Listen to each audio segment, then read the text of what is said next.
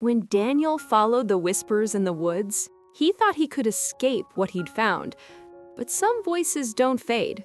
They wait, they listen, and they remember your name long after you've stopped breathing. I remember the first time we saw the forest, not as a group of friends looking for adventure, but as 5 people trying to remember who we were before life pulled us apart.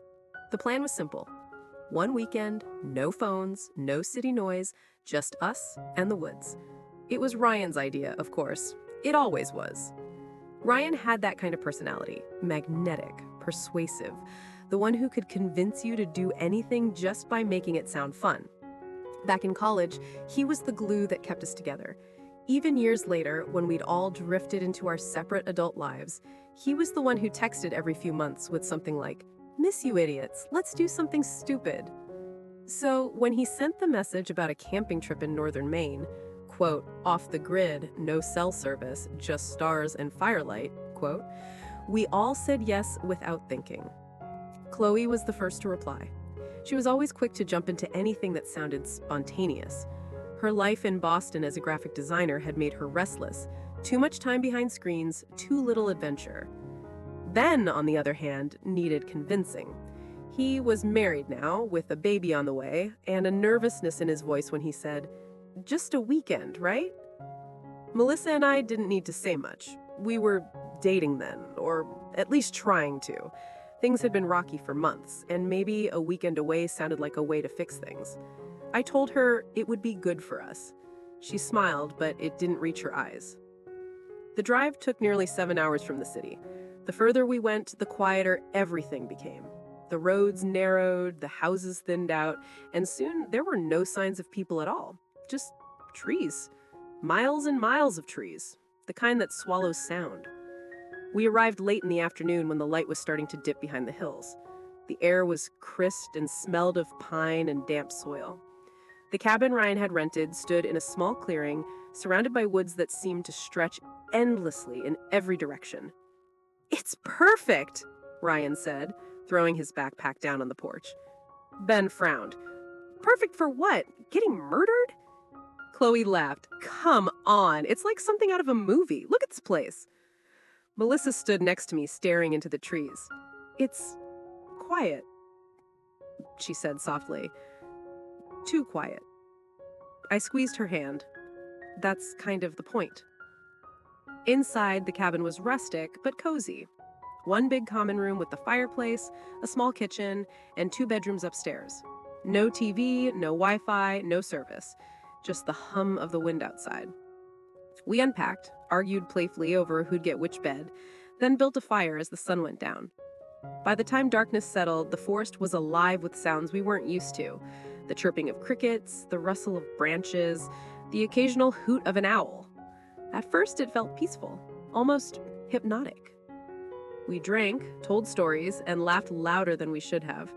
The flames danced across Ryan's face as he said, "You know, there's a legend about these woods." Chloe rolled her eyes. "Oh, here we go." "No, I'm serious," Ryan insisted. "The guy at the gas station told me. He said locals don't camp here anymore. Something about voices." "Voices?" Ben asked. Ryan nodded. "Yeah. People say that if you wander too far from your fire at night, you'll hear someone calling your name, but when you follow it, it's not a person. It's something else." Chloe laughed again, tossing a pine cone into the flames. "That's just a story to scare tourists." "Probably," Ryan said, grinning, "but still, kind of creepy, right?" We all agreed it was. Then we laughed it off like you do when you want to believe you're not nervous. Later that night, after everyone had gone to bed, I couldn't sleep. The mattress was hard, and the air felt colder than it should have been. I could hear the wind moving through the trees outside, low and constant, like a whisper that never stopped. Melissa shifted next to me, her breathing shallow. She'd been distant all day, polite, but quiet. I was about to reach for her hand when I heard something outside. It was faint at first, a sound like someone walking through the leaves. Then, a voice. My name. It was soft, drawn out. "Ethan." I froze. My first thought was that Ryan was messing with me, trying to scare us after his campfire story. But the voice wasn't his. It was higher, gentler, familiar even.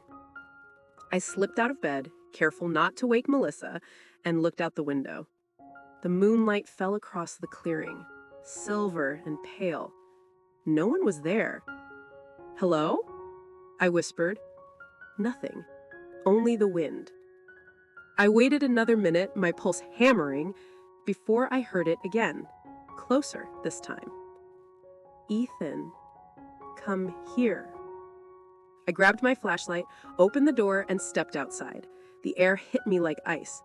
The sound came from somewhere near the tree line, maybe 50 feet away. "Ryan?" I called. No answer. The forest loomed in front of me, black and endless. Every instinct told me not to go in. But the voice, it didn't sound threatening. It sounded sad. I took a few steps forward. The beam of the flashlight cut through the mist, landing on twisted branches and wet leaves. My breath came out in small white clouds. Then, silence. The voice was gone. For a moment, I thought I saw something between the trees. A shape, maybe a person? But when I blinked, it was gone. I turned back to the cabin, shivering. That's when I saw Ryan standing on the porch, watching me. "What the hell are you doing out there?" he whispered. "I thought I heard something." "Yeah, so did I." We didn't talk about it the next morning. Not really. Everyone was tired, hungover, pretending nothing strange had happened. But there was a tension none of us could name. At breakfast, Chloe joked that the forest had a, quote, creepy ASMR vibe, quote. Ben tried to laugh, but couldn't quite manage it. When I looked at Melissa, she seemed pale, distant. She didn't touch her food. "You okay?" I asked quietly. She nodded. "Just didn't sleep well." That afternoon, we decided to go for a hike. Ryan led the way with a map that looked older than him, and soon we were deep in the woods. The path was narrow, winding between thick trees that swallowed the sunlight. It was beautiful, but unsettling, the kind of quiet that makes you realize how small you are. At one point, Chloe stopped and said, "Hey, do you guys hear that?" We all froze. At first, there was nothing. Then, faintly, laughter. Distant, echoing through the trees. "Probably other campers," Ryan said, but his voice didn't sound convinced. "There aren't supposed to be any," Ben muttered.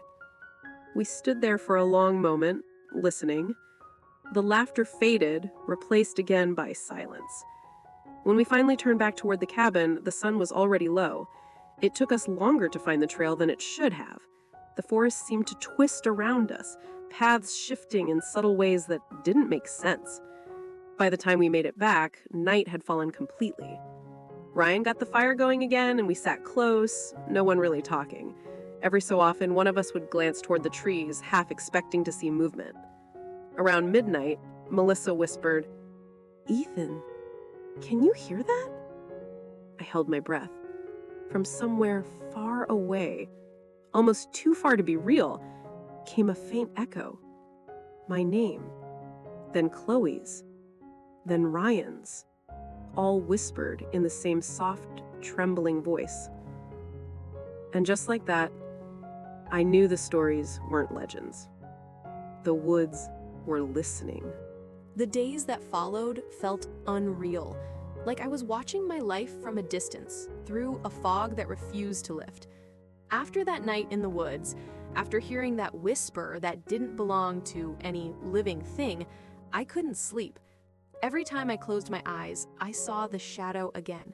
The way it bent, the way it listened. The police came the next morning. They asked questions I couldn't answer. Where was Evan? What happened in the woods? Why were there signs of struggle, but no footprints? No trace of him except for the torn strap of his backpack and my bloody fingernails from clawing at the ground when I couldn't find him. "I told you," I said over and over, "something took him." The officers exchanged looks. The younger one, a red-haired man named Davis, spoke softly, as if to a frightened child. "Ms. Lane, these woods are dangerous, especially at night. People get lost all the time. He's probably disoriented, maybe injured. We'll find him." But they didn't. 3 days passed, no trace of him. Not a piece of clothing, not a footprint, just the whisper that lingered in the wind at dusk. That low hum that returned each evening when the forest came alive. My mother begged me to come home, but home didn't feel real anymore. The cabin still smelled like him, coffee, pine soap, and the faint musk of his jacket. I couldn't leave that behind. It was all I had left. On the 4th night, I woke up to scratching. Soft, deliberate. At the window. I froze, pulling the blanket to my chest. The sound stopped. Then, slowly, came the whisper. "Anna." My name. Evan's voice.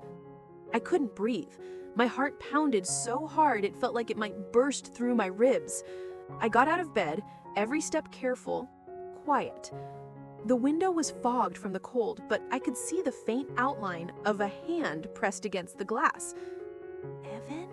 I whispered. No answer, just breathing. Slow, wet. I reached for the handle, and the moment I touched it, the hand slid down the glass, leaving behind a dark crimson smear. I screamed. By the time the police came, there was nothing there. No handprint, no blood, just me, shaking and incoherent. They thought I was losing my mind. Maybe I was. The next day, I went back into the woods, alone. I didn't tell anyone. I needed to know what happened. The trees were silent as I walked deeper in, my flashlight beam cutting through the fog like a blade. The air felt heavy, charged with something electric. Every now and then, I'd hear it, the echo of my own footsteps just a beat too late, as if someone were walking right behind me. I reached the clearing where we'd last stood together. His backpack strap still hung from a broken branch, the edges stiff with dried mud. Beneath it, something glimmered. I knelt down and brushed away the leaves. It was Evan's compass, the one he always carried. When I opened it, the needle spun wildly, refusing to settle. Then it stopped, pointing straight behind me. I turned. Nothing. Just trees. But the silence. It wasn't natural. The forest wasn't breathing. And then came the sound. A low hum like the vibration of a cello string. Then a whisper. "Why did you leave me?" My flashlight flickered. "Evan," I called out, tears spilling down my face. "Please, is that you? Where are you?" The whisper came again, closer this time. "You said you'd never leave me." I spun around, scanning the trees. My light landed on something pale. Skin. A face. Half hidden behind a trunk. "Evan!" But when I ran towards it, there was nothing there. Just a faint indentation in the moss, as if someone had been standing there seconds ago. That's when I saw it. The mark carved into the tree. A spiral. Rough. Deep. Fresh. It looked like something had clawed it there. And in the center of the spiral, written in what looked disturbingly like blood, was my name. I dropped the compass and ran.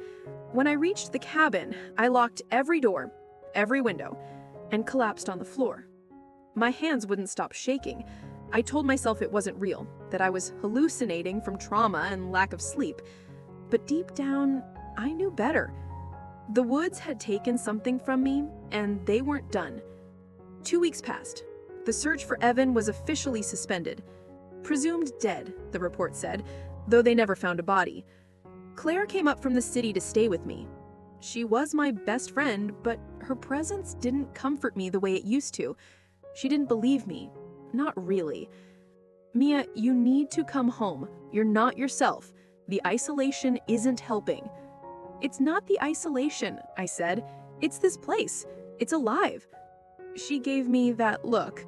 The one people give when they're scared for you but don't want to say it. That night, I woke up to her screaming. I ran to the guest room. The window was open, the curtains whipping in the wind. Claire sat on the floor, pale, shaking. Someone was here. He was standing right there, watching me. We searched the room together, but there was no one. Still, I could see the muddy footprints leading from the window to her bed, bare feet. And then Claire found it. On her pillow. A Polaroid. It was of us, taken through the cabin window.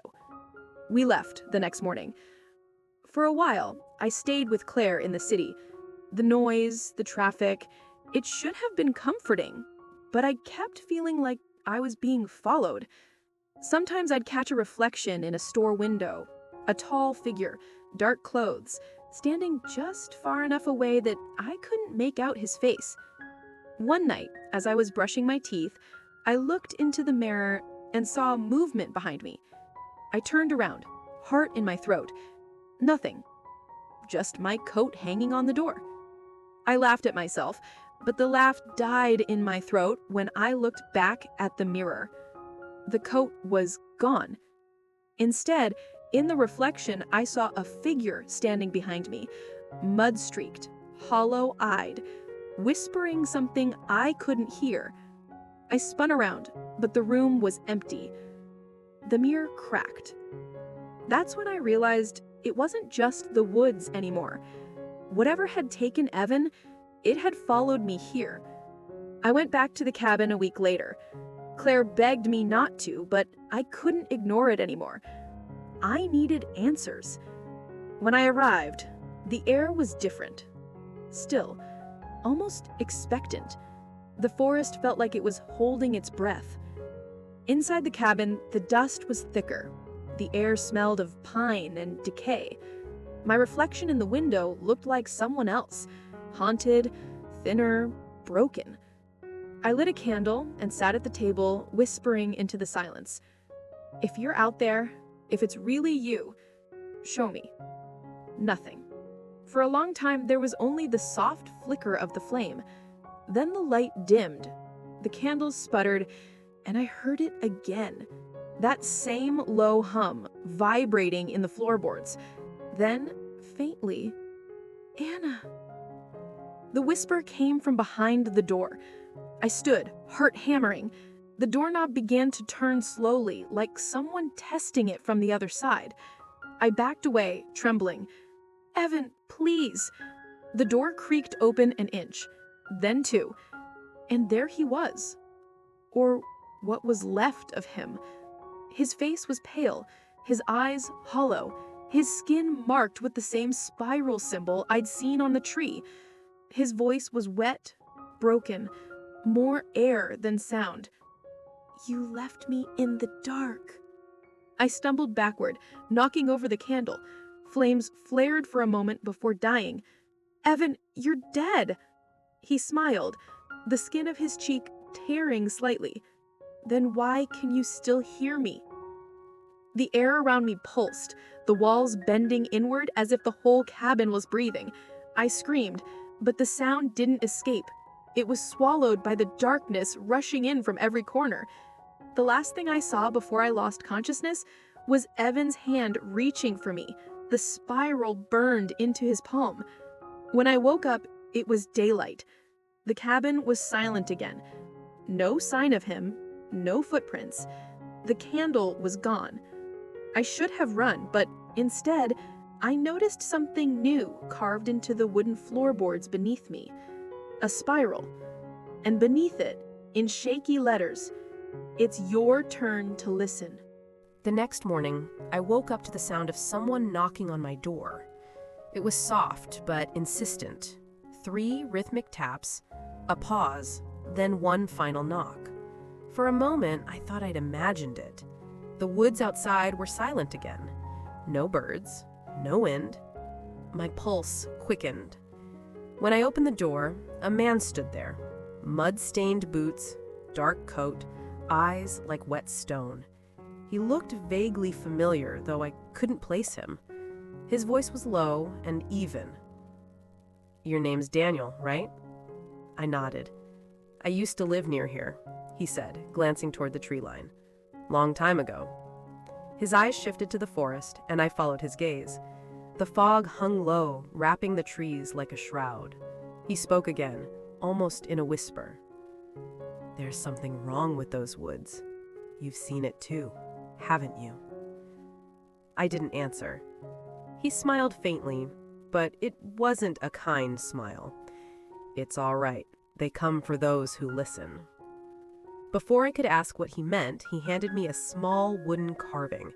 It was the shape of a hand, twisted, reaching upward, the fingers impossibly long. He said, "Keep this near you at night.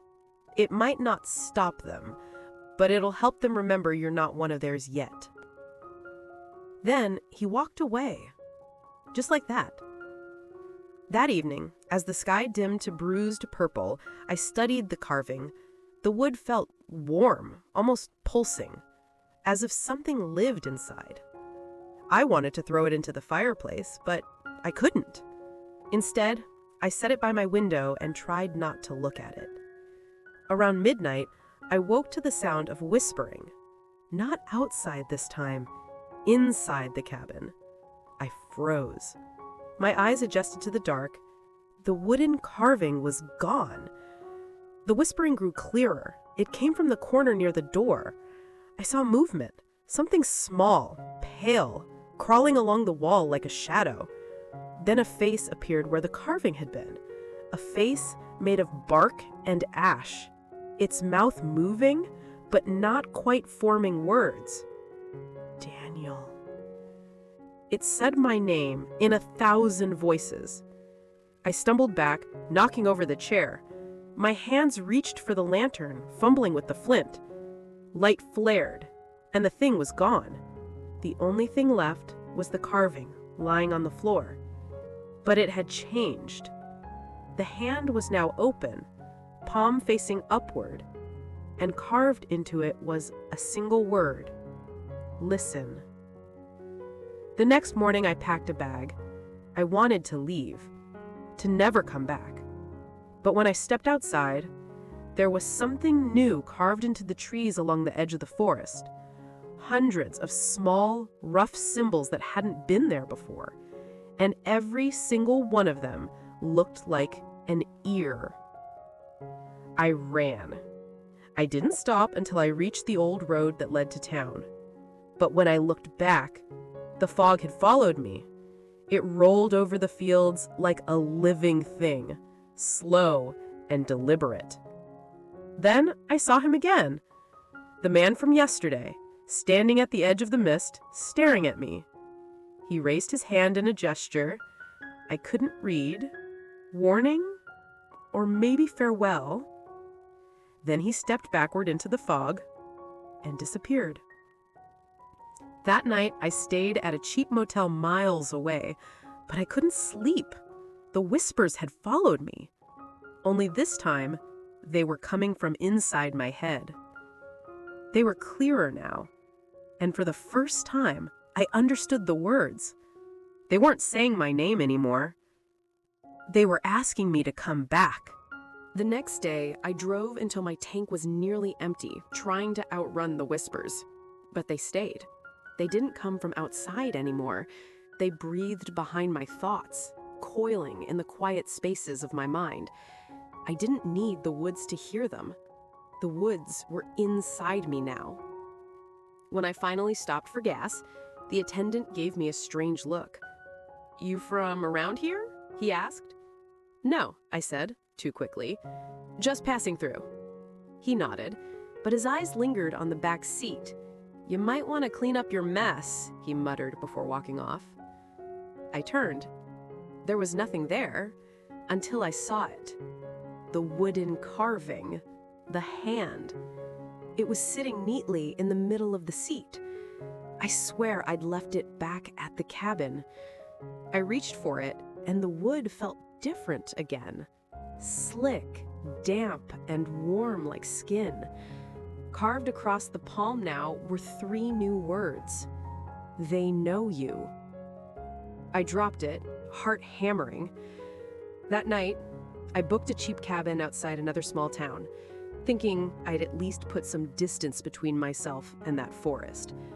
But the air here smelled the same, wet earth and pine sap, and the silence pressed close like a living thing.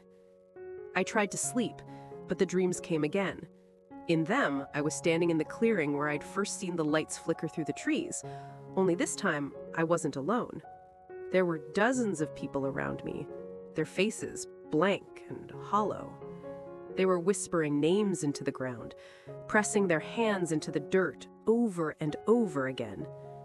When they looked up, I saw they had no mouths. I woke up drenched in sweat. The carving was sitting on the nightstand beside me, though I'd locked it in the car. Now the fingers were pointing upward, forming a shape I hadn't seen before, almost like antlers. There was a knock at the door. Slow, deliberate. I froze. The knocking came again, followed by a voice. "Daniel, it's me." It was the man from before, the one who'd given me the carving. I hesitated, but something in his tone made me open the door. He looked worse this time, pale, trembling, eyes sunken deep into his skull.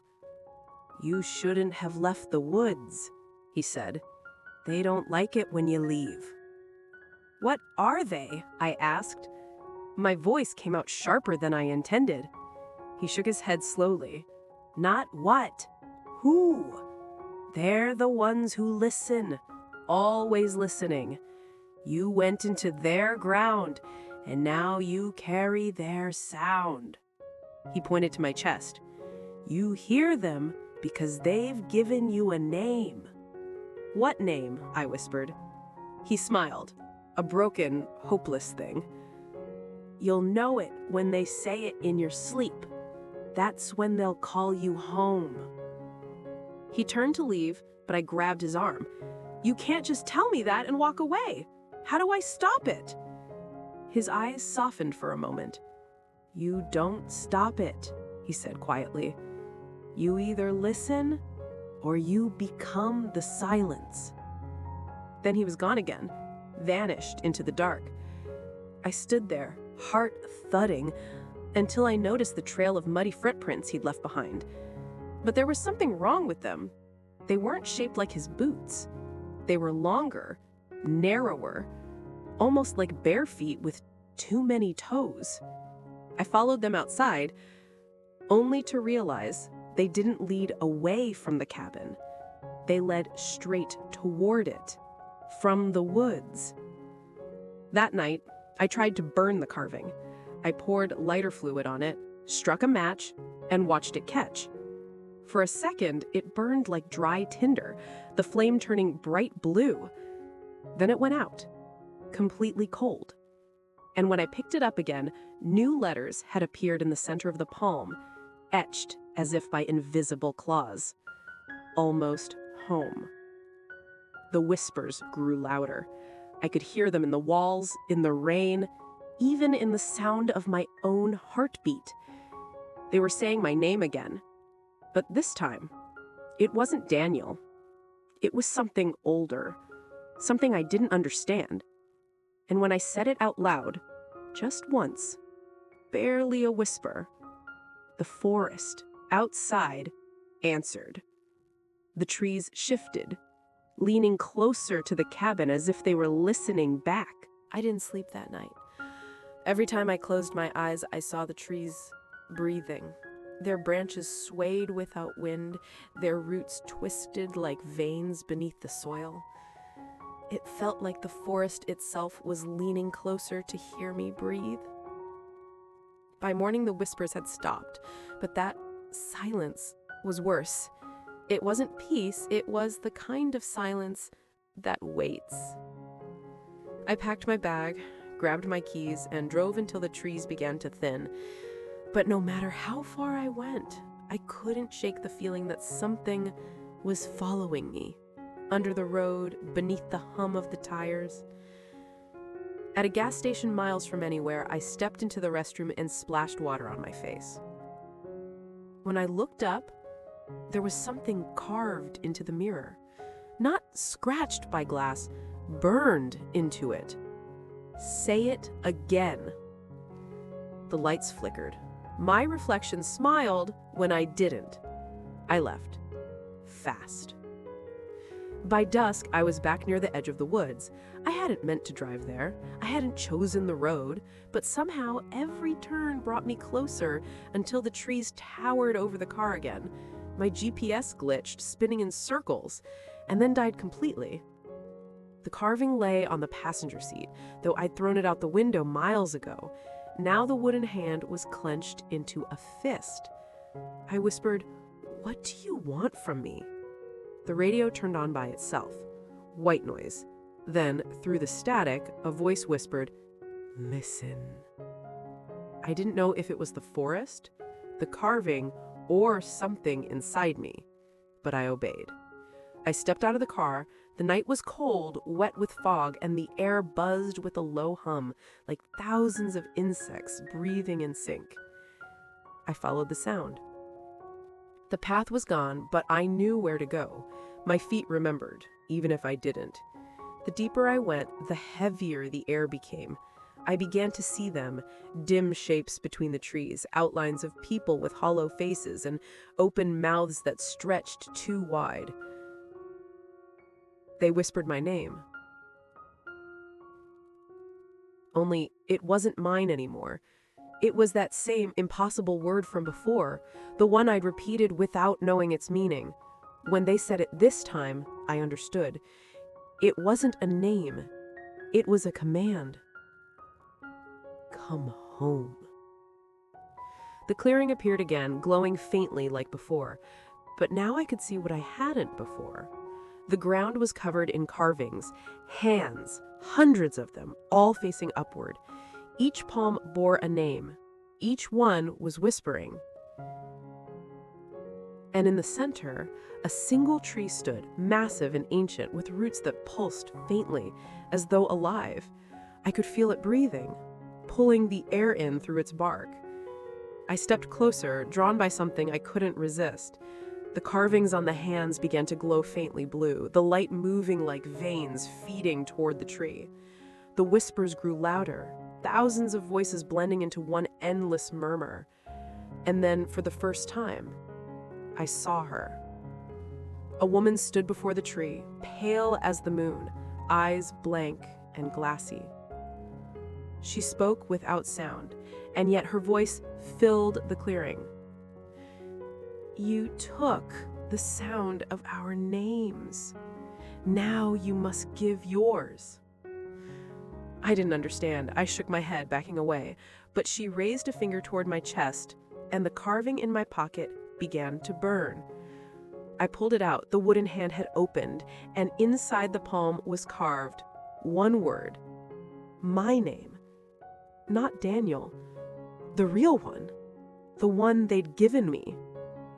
The whispers stopped. Everything went still. Then slowly, the tree's bark began to split down the center. From within, something like light and voices spilled out. Faces formed in the glow, faces of those who had whispered before. They were all listening. And I finally understood the ones who listen weren't just spirits or echoes. They were us. Everyone who had ever spoken the name.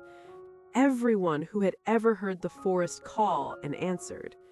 Each one had become part of it, absorbed into its endless whispering chorus. When I dropped the carving, the ground opened beneath me. Roots coiled around my legs, pulling me down, not with violence, but with inevitability. The voices grew soft again, almost gentle. Home, they murmured. Your home. The last thing I saw before the soil swallowed me was the tree's trunk reshaping itself slightly, its surface now marked with a new carving. A wooden hand, palm open, bearing a single name. Mine. And then silence. But if you stand in that clearing at night, when the wind dies and the woods go still, you can hear it. The faint sound of breathing. The hush between heartbeats. Listen closely, because now I'm listening too.